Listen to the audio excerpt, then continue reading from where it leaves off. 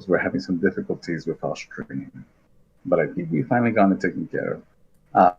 The editor else, I finally got our bitrate working, and sometimes Twitch gets a little bit angry, so we're going to go and try this one more time.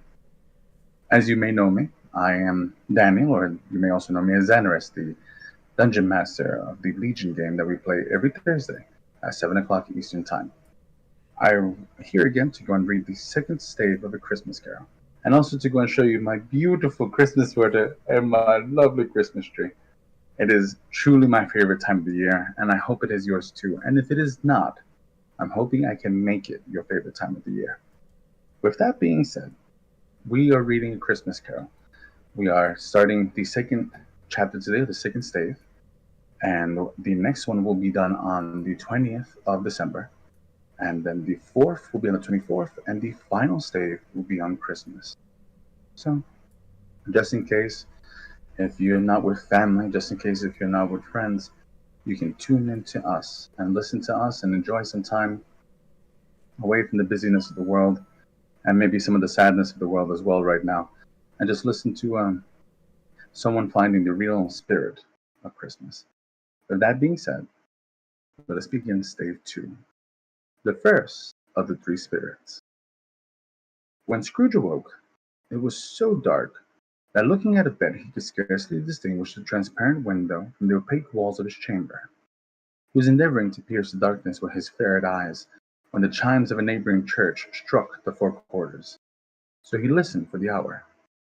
To his great astonishment, the heavy bell went from 6 to 7, from 7 to 8, and regularly up to 12. Then stopped. 12. It was past 2 when he went to bed.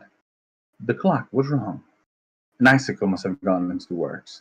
12. He touched the spring of his repeater to correct his most preposterous clock.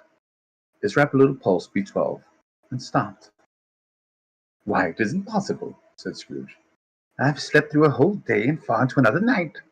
It isn't possible that anything has happened to the sun, and this is 12 at noon. The idea being an alarming one, he scrambled out of bed and groped his way to the window. He was obliged to rub the frost off with the sleeve of his dressing gown before he could see anything, and could see very little then. All he could make out was it was still very foggy, and extremely cold, and that there was no noise of people running to and fro and making a great stir, as there unquestionably would have been if night had been off bright day, and taken possession of the world. This was a great relief, because 3 days after the sight of this first of exchange paid to Miss Ebenezer Scrooge, or his order, and so forth, would have become a mere United States security, but there was no days to count by. Scrooge went to bed again and thought and thought and thought it over and over and over, and could make nothing of it. The more he thought, the more perplexed he was. The more he endeavored not to think, the more he thought. Marley's ghost bothered him exceedingly. Every time he resolved within himself, after mature inquiry, that it was all a dream, his mind flew back again, like a strong spring released, to his first position, and presented the same problem to be worked all through. Was it a dream or not? Scrooge lay in this state until the chime had gone 3 quarters more, and he remembered, on a sudden, that the ghost had warned him of a visitation when the bell tolled 1. He resolved to lay awake until the hour was past, and considering that he could no more go to sleep than go to heaven, this was perhaps the wisest resolution in his power. The quarter was so long that he was more than once convinced he must have snuck into a doze unconsciously, and missed the clock. At length it broke upon his listening ear. Ding dong. Quarter past, said Scrooge, counting. Ding dong. Half past, said Scrooge. Ding dong. A quarter to it, said Scrooge. Ding dong. The hour itself, said Scrooge triumphantly, and nothing else. He spoke before the hour bell sounded, which it now did with a deep, dull, hollow, melancholy 1. Light flashed up in the room upon the instant, and the curtains of his bed were drawn. The curtains of his bed were drawn aside, I tell you, by a hand, not the curtains at his feet, not the curtains at his back, but those to which his face was addressed. The curtains of his bed were drawn aside, and Scrooge, starting up into a half-recumbent attitude, found himself face to face with the unearthly visitor who drew them. As close to it as I am to you now, I am standing in the spirit at your elbow.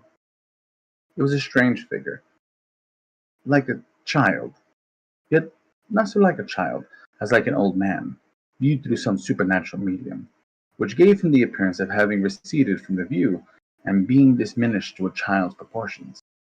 Its hair, which hung about its neck and down its back, was white as if with age, and yet the face had not a wrinkle in it, and the tenderest bloom was on the skin. The arms were very long and muscular, the hands the same, as if its hold were of uncommon strength. Its legs and feet, most delicately formed, were like those upper members bare. It wore a tunic of the purest white, and round its waist was bound a lustrous belt, the sheen of which was beautiful. It held a branch of fresh green holly in its hand, and, in singular contradiction of the wintry album, had its dress trimmed with summer flowers. But the strangest thing about it was, that from the crown of its head had sprung a bright, clear jet of light, by which all that was visible, and which was doubtless the occasion of its using, in its duller moments, a great extinguisher for a cap, which is now held under its arm. Even this, though when Scrooge looked at it with increasing steadiness, was not its strangest quality, for at its belt sparkled and glittered now in one part and now in another, and what was light one instant at another time was dark. So the figure itself fluctuated in its distinctiveness, being now a thing with one arm, now with one leg, now with 20 legs, now a pair of legs without a head, now a body without a body, of which dissolving parts no outline would be visible in the dense gloom wherein they melted away. And in the very wonder of this, it would be itself again, distinct and clear as ever. "Are you the spirit whose coming was foretold to me?" said Scrooge. "I am." The voice was soft and gentle, singularly low, as if instead of being so close beside him, it were at a distance. "Who and what are you?" Scrooge demanded. "I am the ghost of Christmas past." "Long past?" inquired Scrooge, observant of his dwarfish stature. "No, your past." Perhaps Scrooge could not have told anybody why, if anybody could have asked him, but he had a special desire to see the spirit in his cap, and begged him to be covered. "What!" exclaimed the ghost. "Would you so soon put out with worldly hands the light I give? Is it not enough that you are one of those whose passions made this cap, and forced me through whole trains of years to wear it low upon my brow?" Scrooge reverently disclaimed all intention to offend, or any knowledge of having wilfully bonneted the spirit at any period of his life. He then made bold to inquire what business had brought him there. "Your welfare," said the ghost. Scrooge expressed himself much obliged, but could not help thinking that a night of unbroken rest would have been more conducive to that end. The spirit must have heard him thinking, for it said immediately, "Your reclamation, then. Take heed." It put out its strong hand as it spoke, and grasped him gently by the arm. "Rise, and walk with me."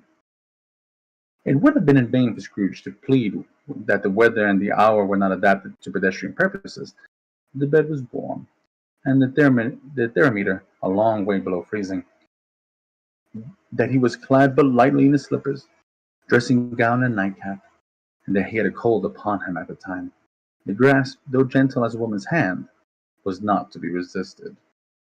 He rose, but finding that the spirit made towards the window, clasped his rhodes in supplication. "I am a mortal," Scrooge remonstrated, "and liable to fall." "Bear but a touch of my hand there," said the spirit, laying it upon his heart, "and you shall be upheld in more than this." As the words were spoken, they passed through the wall, and stood upon an open country road, with fields on either hand. The city had entirely vanished. Not a vestige of it was to be seen. The darkness and the mist had vanished with it. It was a clear, cold winter day, with snow upon the ground. "Good heaven!" said Scrooge, clasping his hands together, as he looked about him. "I was bred in this place. I was a boy here." The spirit gazed upon him mildly. Its gentle touch, though it had been light and instantaneous, appeared still present to the old man's sense of feeling.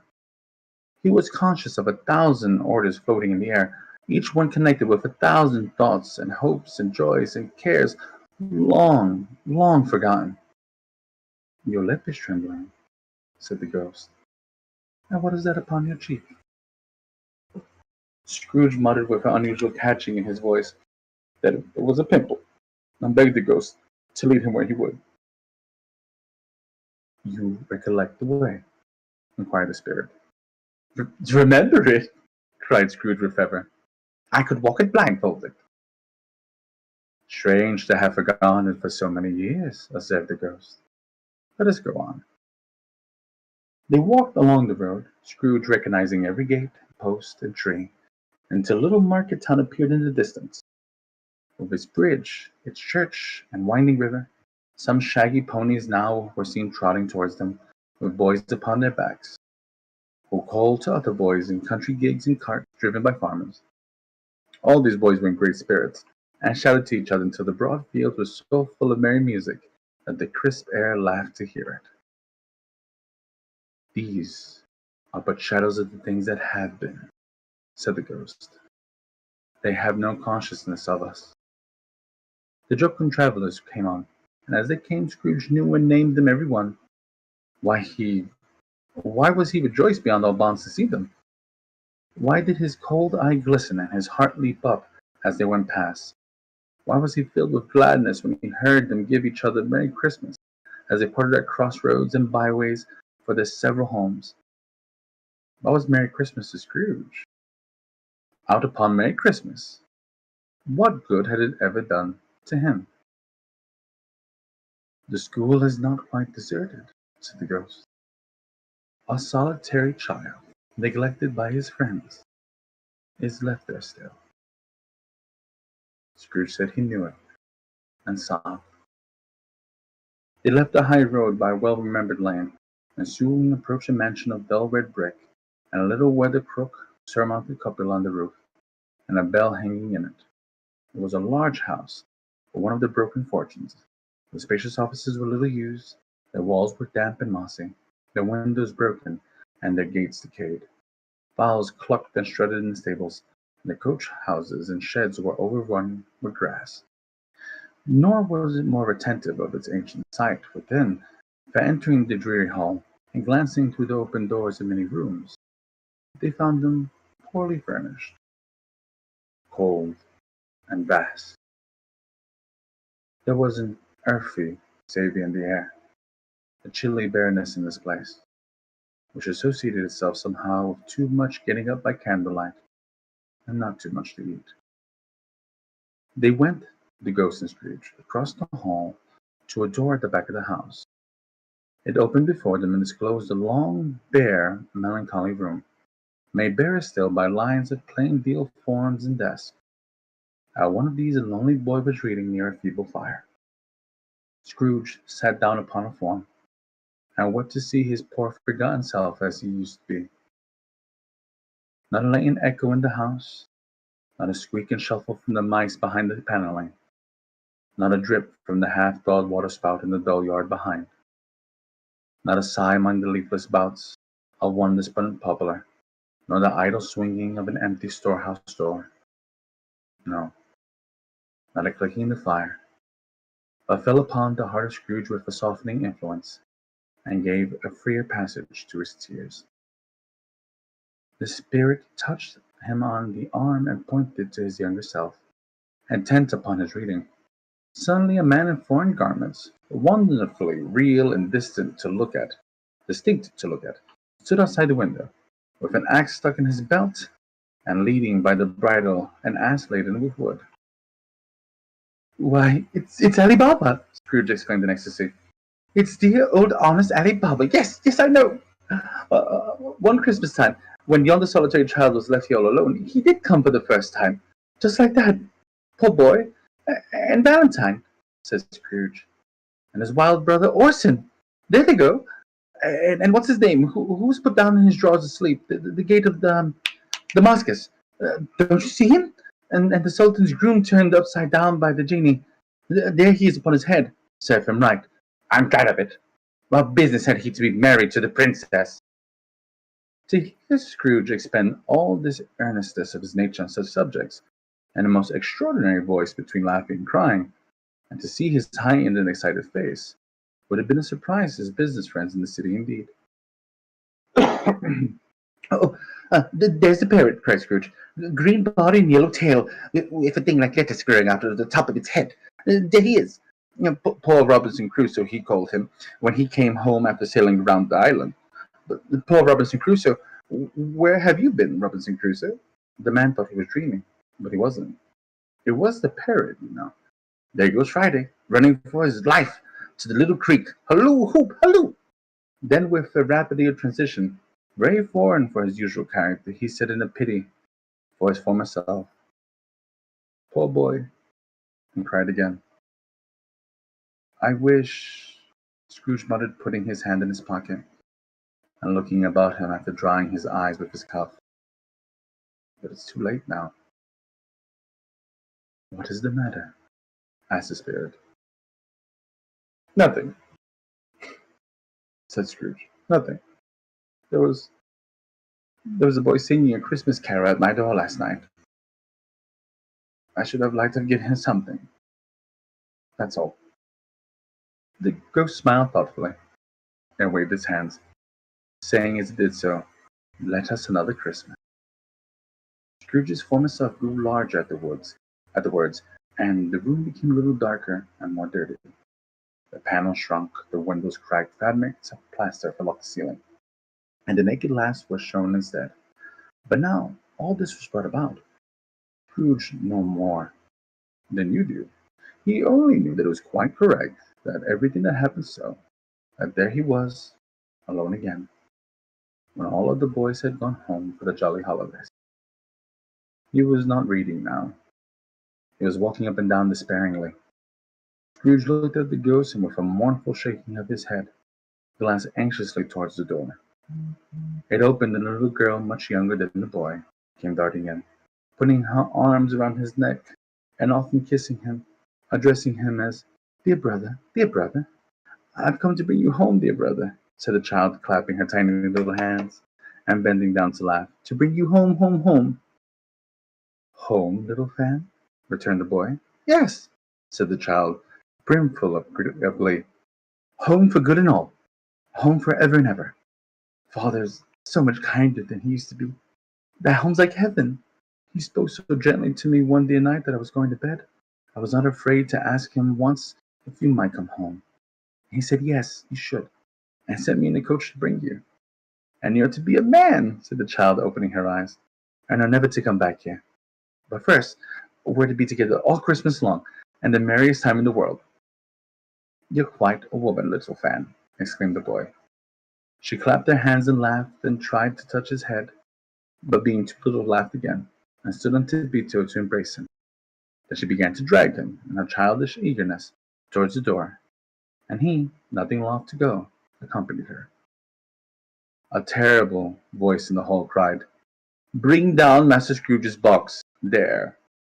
And in the hall appeared the schoolmaster himself, who glared on Master Scrooge with a ferocious condescension, and threw him into a dreadful state of mind by shaking hands with him. He then conveyed him and his little assistant to various old well of a shivering best parlour that ever was seen, where the maps upon the wall and celestial and terrestrial globes in the windows were waxy with cold. Here he produced a decanter of curiously light wine, and a block of curiously heavy cake, and administered installments of those dainties to the young people, at the same time sending out a meagre servant to offer a glass of something to the postboy, who answered that he thanked the gentleman, but if it was the same tap as he had tasted before, he had rather not. Master Scrooge's trunk being by this time tied on top of the chassis, the child bade the schoolmaster good-bye right willingly, and getting into it, drove gaily upon the garden sweep, the quick wheels dashing the hoar frost and snow from the dark leaves of the evergreens to the spray. Always a delicate creature, whom a breath might have withered, said the ghost. But she had such a large heart. So she had, cried Scrooge. You're right. I will not gainsay it, spirit, God forbid. She died a woman, said Ghost, and had, as I think, children. One child. True, said the Ghost. Your nephew. Scrooge seemed uneasy in his mind, and answered briefly, Yes. Although they had but that moment left the school behind them, they were now in the busy thoroughfares of the city, where shadowy passengers passed and repassed, their shadowy carts and coaches baffled for the way, and all the strife and tumult of a real city were. It was made plain enough by the dressing of the shops, and here too it was Christmas time again. But it was evening, and the streets were lighted up. The Ghost stopped at a certain warehouse, and asked Scrooge if he knew it. Know it, said Scrooge. Was I apprenticed here? They went in at the sight of an old gentleman in a Welsh wig, sitting behind such a high desk that if it had been 2 inches taller he must have knocked his head against the ceiling. Scrooge cried in great excitement, Why, it's old Fezziwig! Bless his heart! Is Fezziwig alive again? Old Fezziwig laid down his pen and looked up at the clock, which pointed to the hour of 7.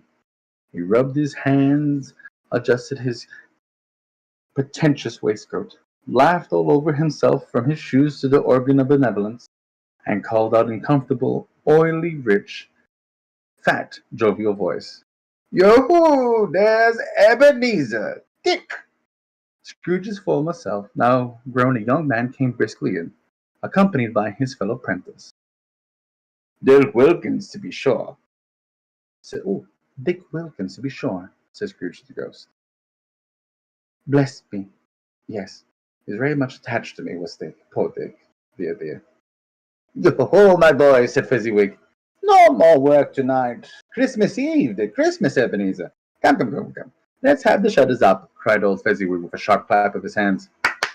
Before a man can say Jack Robinson. You wouldn't believe how those two fellows went at it.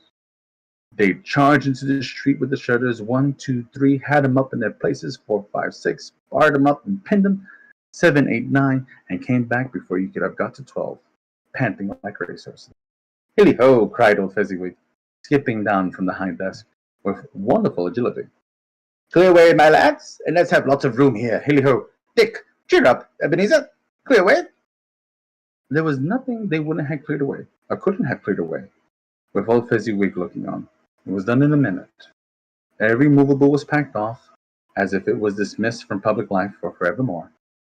The floor was swept and watered, the lamps were trimmed, fuel was heaped upon the fire, and the warehouse was as snug, warm, and dry, and bright as a ballroom, as you would desire to see upon a winter's night. In came a fiddler with a music book. And went to the lofty desk, and made an orchestra of it, and turned like 50 stomach aches. In came Mrs. Fezziwig, one vast substantial smile.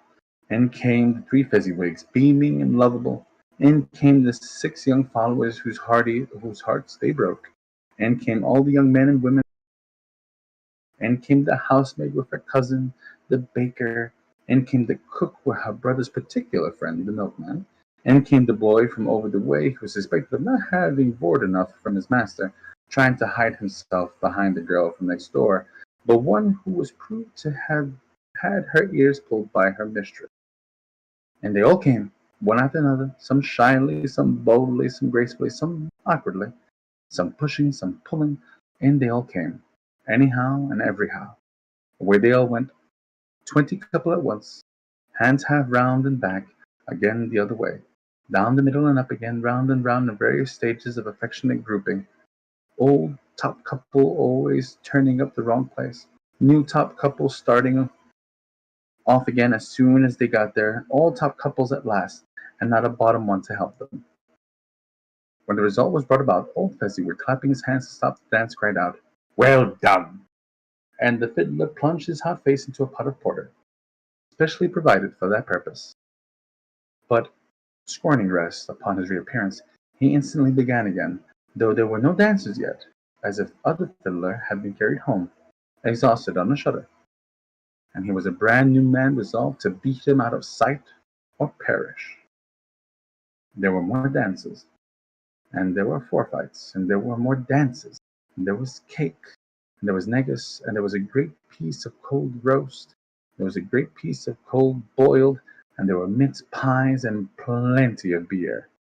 But the great effect of the evening came after the roast and the boiled, when the fiddler, an artful dog, mind, the sort of man who knew his business better than you or I could have told it to him, struck up Sir Roger de Coverley. Then old Fezziwig stood out to dance with Miss Fezziwig, top couple too, with a good stiff piece of work cut out for them, 3 or 4 and 20 pair of partners, people who were not to be trifled with, people who would dance, and had no notion of walking. But if there had been twice as many, 4 times, old Fezziwig would have been a match for them, and so would Miss Fezziwig. As to her, she was worthy to be the partner in every sense of the term. If that's not high praise, tell me higher, and I'll use it. A positive light appeared to issue from Fezziwig's calves. They shone in every part of the dance like moons. You could not have predicted at any given time what would have become of the next. And when old Fezziwig and Miss Fezziwig had gone all through the dance, advance and retire, both hands to your partner, bow and curtsy, thread the needle, and back again to your place, Fezziwig cut so deftly, he appeared to wink with his legs, and came upon his feet again without a stagger. When the clock struck 11, the domestic ball broke up. Mr. and Mrs. Fezziwig took their stations, one on the other side of the door, shaking hands with every person individually, as she or he went out. Wished him or her a Merry Christmas. When everybody had retired by the 2 prentices, they did the same to them, and thus the cheerful voices died away, and the lads were left to their beds, which were on their counter in the back shop. During this whole time, Scrooge had acted like a man out of his wits. His heart and soul were in the scene with his former self. He corroborated everything, remembered everything, enjoyed everything, and underwent the strangest agitation. It was not until now that the bright faces of his former self and Dick were turned from them that he remembered the ghost and became conscious that it was looking full upon him, while the light upon his head burned very clear. "A small matter," said the ghost, "to make these silly folks so full of gratitude." "Small!" echoed Scrooge. The spirits signed to him to listen to the 2 apprentices who were pouring out their hearts in praise of Fezziwig. And when he had done so, said, "Why, is it not? He has spent but a few pounds of your mortal money. 3 or 4, perhaps. Is that so much that deserves his praise?" "It isn't that," said Scrooge, heated by the remark, and speaking unconsciously like his former, not his latter self. It isn't that, Spirit. He had the power to render us happy or unhappy, to make our service light or burdensome, a pleasure or toil. Saying that this power lies in words and looks and things so slight and insignificant that it's impossible to add and count them up. What then? The happiness he gives, quite as great as any cost of a fortune." He felt the spirit's glance and stopped. "What's the matter?" asked the ghost. "Nothing in particular," said Scrooge. "Something, I think," the ghost insisted. "No," said Scrooge. "No, I should like to be able to say a word or two to my clerk just now. That's all." His former self turned down the lamps as he gave utterance to the wish. Scrooge and the ghost again stood side by side in the open air. "My time grows short," observed the spirit. "Quick!" This was not addressed to Scrooge, or to any one whom could be seen, but it produced an immediate effect, for again Scrooge saw himself. He was older now, a man in the prime of his life. His face had not the harsh and rigid lines of later years, but it had begun to wear the signs of care and avarice. There was an eager, greedy, restless motion in the eye, which showed the passion that had taken root, and where the shadow of the growing tree would fall. "It matters little to you," she said softly. "To you, very little. Another idol has displaced me, and if I can cheer and comfort you in time to come, I would have tried to do. I have not just cause to grieve." "What idol has displaced you?" he rejoined. "A golden one." "This is the even-handed dealing of the world," he said. "There's nothing on which it is so hard as poverty. There's nothing it professes to condemn with such severity as the pursuit of wealth." "You fear the world too much," she answered gently. "All your other hopes have merged into the hope of being beyond the chance of its sordid reproach. I have seen your noble aspirations fall one by one until the master passion, gain, engrosses you. Have I not?" "What then?" he retorted. "Even if I have grown so much wiser, what then? I have not changed towards you." She shook her head. "Am I?" "Our contract is an old one. It was made when we were both poor and content to do so, until in good season we can improve our worldly fortune by patient industry. You are changed when it was made. You were another man." "I was a boy," he said patiently. Your own feelings tells you. Your own feeling tells you. Forgive me. Your own feelings tell you that you were not what you are. I am that which promised happiness when you were in one heart, is fraught with misery now that we are two.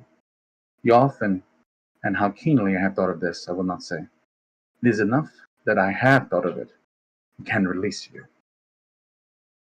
Have I ever sought release? In words, no, never. And what then? In a changed nature, in an altered spirit, in another atmosphere of life, another hope, as this great end, and everything that made my love for any worth or value in your sight. If this had ever been between us, said the girl, looking mildly but with steadiness upon him, tell me, would you seek me out and try to win me now? No.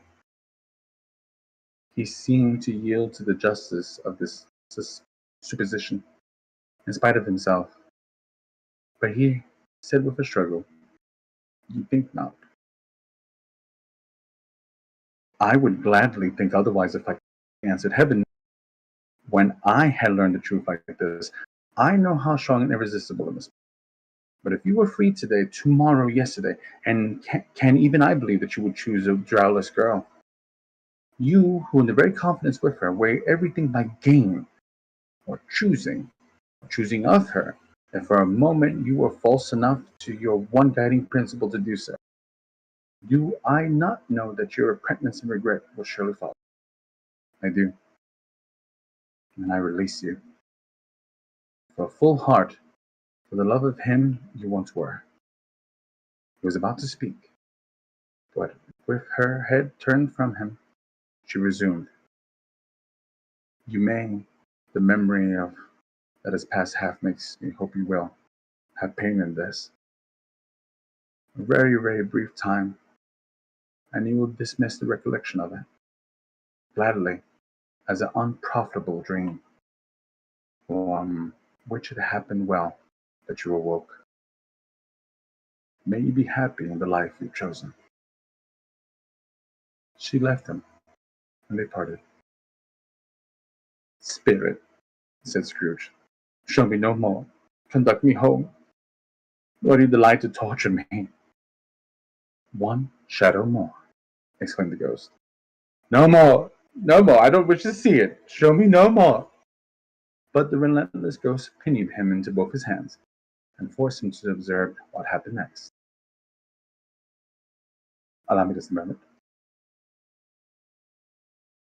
Take a moment, have a sip of your tea or coffee.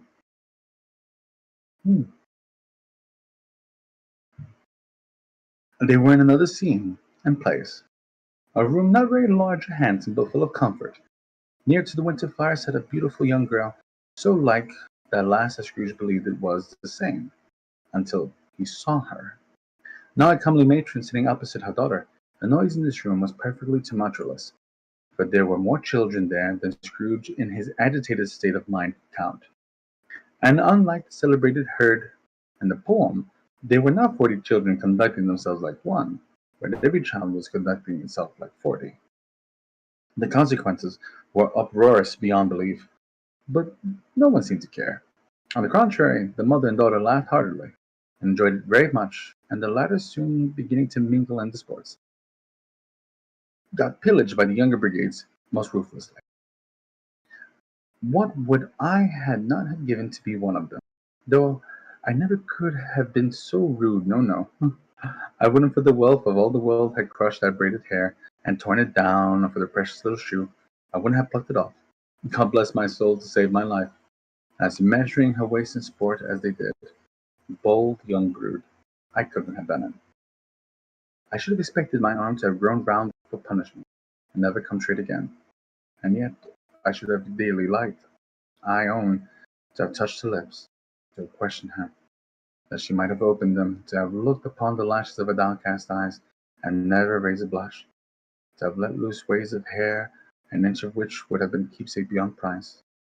In short, I would have liked, I do confess, to have the lightest license of a child, and yet to have been man enough to know its value. But now a knocking on the door was heard, and such a rush immediately ensued that she was laughing face and plundered dress was borne towards the of a flushed, boisterous group, and in time to greet the father, who had come attended by a man laden with Christmas toys and presents. Then the shouting and the struggling and the onslaught of the porter, the scaling him with chairs for ladders to dive into his pockets to spoil him of the brown paper parcels hold on tight by his cravat, hung him around his neck, pummel his back, and kick his legs in irresponsible affection. The shouts of wonder and delight which were the development of every package. The terrible announcement that the baby had been taken in the act of putting a doll's frying pan into his mouth, and was more than suspected of having swallowed the fictitious turkey, glued on a wooden platter.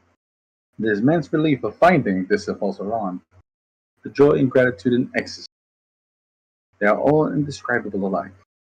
It is enough by degrees children and their emotions got out of their parlor, and by once there in a time up to the top of the house, where they went to bed, so subsided.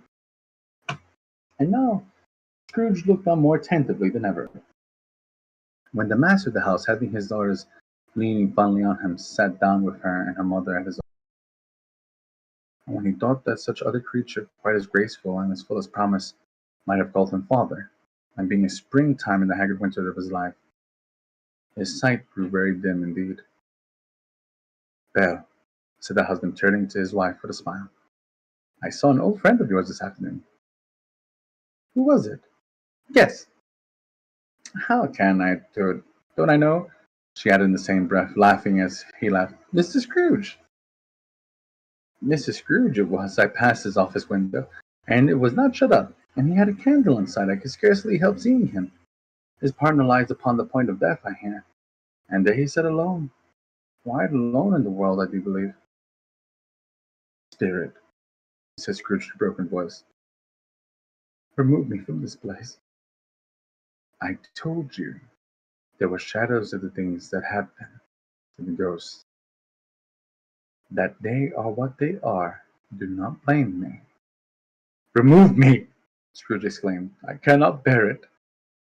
He turned upon the ghost, and seeing that it looked upon him with a face, in which in some strange way were fragments of all the faces it had shown him, wrestled with it.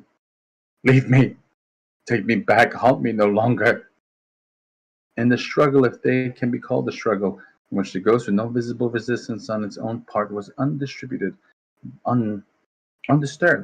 by any effort of its adversary, Scrooge observed that its light was burning high and bright, and dimly connecting with that its influence over him. He seized the extinguisher cap, and by a sudden action pressed it down upon its head. The spirit dropped beneath it, so the extinguisher covered its whole form. But though Scrooge pressed it down with all his force, He could not hide the light, which streamed from under it in an unbroken flood upon the ground. He was conscious of being exhausted and overcome by irresistible drowsiness. And further, being in his own bedroom, he gave the cap a parting squeeze, in which his hand relaxed. He barely had time to reel into bed before he sank into a heavy sleep. And that is the end of Stage 3. Forgive me, of Stage 2. I'm glad that you were able to sit here with me and to enjoy that, and to see Scrooge going through the beginning of a very long evening as he deals with these three ghosts. Christmas is a special time. There are moments that we'll think to ourselves, especially this year, that if I'm not able to get that gift, or if I'm not able to find that one special thing, maybe someone won't love me as much. And I'm going to disagree. I will say, this Christmas, more than anything, give someone time. Even if it's just a little bit. Give them time. Be present. If this year has taught us anything, it is the importance of being present.